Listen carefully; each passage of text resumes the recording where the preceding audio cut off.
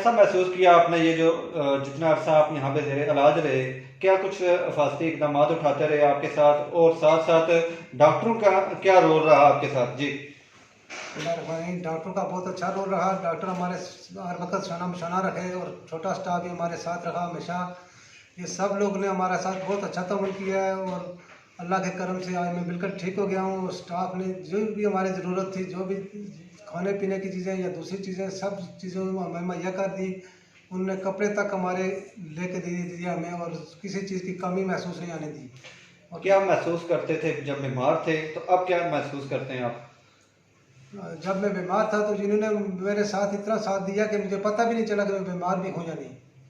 तो आपको ये बीमारी कहाँ से लगी थी और कैसे डायग्नोज हुई है? इसका तो पता नहीं चला कि किधर से लगी है। वैसे मैं कफ्तान में जो दिन रहा, कफ्तान में काफ़ी मुश्किल रश था और वहाँ लोगों का हजूम बहुत ज़्यादा था।